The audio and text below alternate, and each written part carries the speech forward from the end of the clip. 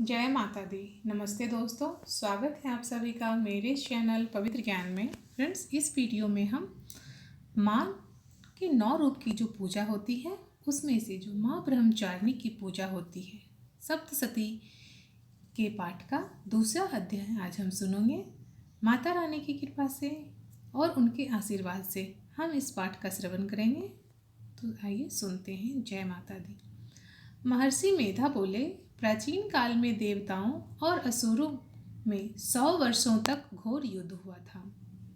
उनमें असुरों का स्वामी महिषासुर था और देवराज इंद्र देवताओं के नायक थे। इस युद्ध में देवताओं की सेना परास्त हो गई थी और इस प्रकार संपूर्ण देवताओं की जीत महिषासुर इंद्र बन बैठा था। युद्ध के पश्चात हारे हुए देवता प्रजापति श्री ब्रह्मा को साथ लेकर उन स्थान पर पहुँचे जहाँ पर भगवान शंकर विराजमान थे।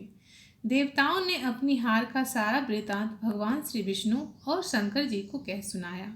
वह कहने लगे, हे प्रभु, महिषासुर इंद्र, वायु, अग्नि, चंद्रमा, यम, वरुण तथा अन्य देवताओं के सब अधिकार छीनकर सबका अधिष्ठाता स्वयं बन बैठा है। उसने समस्त देवताओं को स्वर्ग से निकाल दिया है। मनुष्य की हर तरह से पृथ्वी पर विचर रहा है। दैत्यों की सारी करतूत हमने आपको सुना दी और आपकी शरण में इसलिए आए हैं कि आप उनके वध का कोई उपाय सोचें। देवताओं की बातें सुनकर भगवान श्री विष्णु और शंकर जी ने दैत्य को बहुत ही क्रोध आया। उनकी भौहें तन गई और आंखें लाल हो गई। गुस्से में भरे हुए भगवान विष्णु के मुख से बड़ा भारी तेज निकला और उसी प्रकार का तेज भगवान शंकर जी, ब्रह्मा जी और इंद्र आदि दूसरे देवताओं के मुख से प्रकट हुआ। फिर वह सारा तेज एक में मिला और सभी तेज मिलकर के एक विशाल तेज बन गया। यही तेज ज्वाला में प्रवृत्त हो गया। देवताओं ने देखा कि उस पर्वत की ज्वाला चारों ओर फैली हुई थी और देवताओं के शरीर से प्रकट हुई तेज की किसी अन्य तेज से तुलना नहीं हो सकती थी। एक स्थल पर इकट्ठा होने पर वह तेज एक देवी के रूप में परिवर्तित हो गया और अपने प्रकाश से तीनों लोक में व्याप्त जान पड़ा। वह भगवान शंकर जी का तेज था। उससे वह देवी का मुख प्रकट हुआ। यमराज के तेज से उसके शरीर के बाल बने। भगवान विष्णु जी के तेज से उसकी भुजाएं बनी। चंद्रमा की तेज से दोनों स्तन और इंद्र के तेज से जांघा और पिंडली तथा पृथ्वी के तेज से नितंब भाग बना।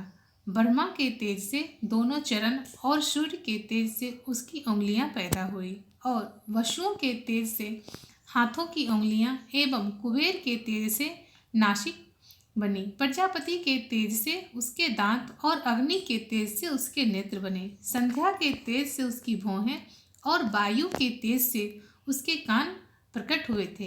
इस प्रकार उस देवी का प्रादुर्भाव हुआ था। महिषासुर से पराजित देवता उस देवी को देखकर अत्यंत प्रसन्न हुए। भगवान शंकर जी ने अपने त्रिशूल में से एक त्रिशूल निकालकर उस देवी को दिया और भगवान विष्णु ने अपने चक्र में से एक चक्र निकालकर देवी को दिया। वरुण ने एक शंख भेंट दिया। अग्नि ने इसे शक्ति दी। वायु ने धनुष दिया और बाण दिए। सहस्त्र नेत्रों वाले श्री देवराज इंद्र ने उसे अपने वज्र से उत्पन्न करके वज्र दिया और ऐरावत हाथी का एक घंटा उतारकर देवी को भेंट किया। यमराज ने उसे कालदंड में ले एक दंड दिया। वरुण ने उसे पास दिया। प्रजापति ने अष्टफिक की माला दी और ब्रह्मा जी ने उसे कमंडल दिया। सूर्य ने देवी के समस्त रोमों में अपनी किरणें का तेज भर दिया। काल ने उसे चमकती हुई ढाल और तलवार दी तथा उज्ज्वल हार और दिव्य वस्त्र उससे भेंट किए और इनके हाथ साथ ही उसने दिव्य चूड़ामणि दी। 2 कुंडल, कंकन, उज्ज्वल अर्धचंद्र, बाहों के लिए बाजूबंद, चरणों के लिए नुपुर, गले के लिए सुंदर हंसली और उंगलियों के लिए रत्नों की बनाई हुई अंगूठियां उसे दी। विश्वकर्मा ने उनको फरसा दिया और उनके साथ ही कई प्रकार के अस्त्र और अभेद कवच दिए और इसके अतिरिक्त उसने उससे कभी भी कुम्हलाने वाला सुंदर कमल की मालाएं भेंट की। समुद्र ने उसे कमल का सुंदर फूल भेंट किया। हिमालय ने सवारी के लिए सिंह और तरह तरह के रत्न देवी को भेंट किए। यक्षराज कुबेर ने मधु से भरा हुआ पात्र और शेषनाग ने उन्हें बहुमूल्य मणियों से विभूषित नागहार भेंट किया। इस तरह दूसरे देवताओं ने भी उसे आभूषण और वस्त्र शस्त्र अस्त्र देकर उसका सम्मान किया। इसके पश्चात देवी ने उच्च स्वर में गर्जना की। उसके इस भयंकर नाद से आकाश गूंज उठा। इसके बाद भयंकर नाद से आकाश सारा गूंज उठा। देवी का वह उच्च स्वर से किया हुआ सिंहनाद समा न सका। आकाश उनके सामने छोटी प्रतीत होने लगा। उससे बड़े और जोर की प्रतिध्वनि हुई, जिससे समस्त विश्व में हलचल मच गई और समुद्र कांपने लगी, पृथ्वी डोलने लगी और सबके सब पर्वत हिलने लगे। देवताओं ने उसे समय प्रसन्न सिंहवाहिनी जगतमयी देवी से कहा, देवी तुम्हारी जय हो, तुम्हारी जय हो, तुम्हारी जय हो। इसके साथ महर्षि ने भक्ति भाव से विनम्र होकर उनकी स्तुति की। संपूर्ण त्रिलोकी को शोकमगन देखकर दैत्यगण अपनी सेनाओं को साथ लेकर और हथियार आदि सजाकर उठ खड़े हुए। महिषासुर के हाथ की कोई सीमा नहीं थी, क्रोध की कोई सीमा नहीं थी। उसने क्रोध में भरकर कहा, यह सब क्या उत्पात है और भयंकर नाद शब्द कौन बजा रहा है जो मुझे सुनाई दे रहा है। जब वह भयंकर सेना को लेकर के वहां पहुंचा तो वहां देवी को देखा, जो कि अपनी प्रभा से तीनों लोगों को प्रकाशित कर रही थी। उसके चरणों के भार से पृथ्वी दबी जा रही थी। माथे के मुकुट से आकाश में एक रेखा सी बन रही थी और उसके धनुष की टंकारे से सब लोग क्षुब्ध हो रहे थे। देवी अपनी सहस्त्र भुजाओं को संपूर्ण दिशाओं में फैलाए रखी थी। इसके पश्चात उनका दैत्यों के साथ युद्ध छिड़ गया और कई प्रकार के अस्त्र शस्त्र से सब की सब दिशाएं उद्भासित होने लगी। महिषासुर की सेना का सेनापति चिछुर नामक एक महान असुर था। वह आगे बढ़कर देवी के साथ युद्ध करने लगा। दूसरे दैत्यों ने चतुरंगिनी सेना को साथ लेकर आ गया। चामर भी लड़ने लगा और 60,000 महारथियों को साथ लेकर उदग्र नामक महादैत्य आकर युद्ध करने लगा। महाहनु नामक असुर 1 करोड़ साथियों को लेकर, असीलोमा नामक असुर 5 करोड़ सैनिकों को साथ लेकर युद्ध करने लगा। बासकाल नामक असुर 60 लाख असुरों को साथ लेकर युद्ध में आ डटा। असुरों के साथ युद्ध में आ डटा। बिडाल नामक असुर 1 करोड़ साथियों सहित लड़ने को तैयार था। इन सब के अतिरिक्त और भी हजारों असुर हाथी और घोड़ा साथ लेकर लड़ने लगे और इन सब के पश्चात महिषासुर करोड़ों रथों, हाथियों और घोड़ों सहित वहां आकर देवी के साथ लड़ने लगा। सभी असुर तोमर, भिंदीपाल, शक्ति, मसूल, खरग, फरसों, पट्टियों के साथ रणभूमि में देवी के साथ युद्ध करने लगे। कई शक्तियां फेंकने लगे और कोई अन्य शस्त्र आदि। इसके पश्चात सबके सब दैत्य अपनी अपनी तलवारें हाथों में लेकर के देवी की ओर दौड़े और उसे मार डालने की उद्योग करने लगे। मगर देवी ने क्रोध में भरकर खेल ही खेल में उनके सब अस्त्रों शस्त्रों को काट दिया।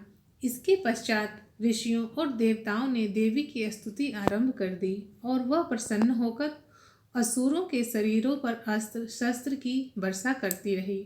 देवी का वाहन भी क्रोध में भरकर दैत्यों सेना को विचरने लगी, जैसा कि वन में दावानल फैल रहा है। युद्ध करती हुई देवी ने क्रोध से भर जितने श्वासों को छोड़ा, वह तुरंत ही सैकड़ों हजारों गणों के रूप में परिवर्तित हो गए। फरसे, भिंद्रीपाल, खरग इत्यादि अस्त्रों के साथ दैत्यों से युद्ध करने लगे। देवी की शक्ति से बढ़े हुए वह गण दैत्यों का नाश करते हुए ढोल, शंख व मृदंग आदि बजा रहे थे। तदंतर देवी ने त्रिशूल, गदा, शक्ति, खरग इत्यादि से सहस्त्रों असुरों को मार डाला। कितने को घंटी की भयंकर आवाज से ही यमलोक पहुंचा दिया। कितने ही असुरों को उसने पास में बांधकर पृथ्वी पर घसीटा, कितनों को अपनी तलवार के टुकड़े टुकड़े कर दिया और कितनों को गदा की चोट से धरती पर सुला दिया। कई दैत्य मसूल की मार से घायल होकर रक्त बमन करने लगे और कई सूल से छाती फट जाने के कारण पृथ्वी पर लेट गए और कितनों की बाण वर्षा से कमर टूट गई। देवताओं के पीड़ा देने वाले दैत्य काट काट कर मरने लगे। कितनों की बाहें अलग हो गई।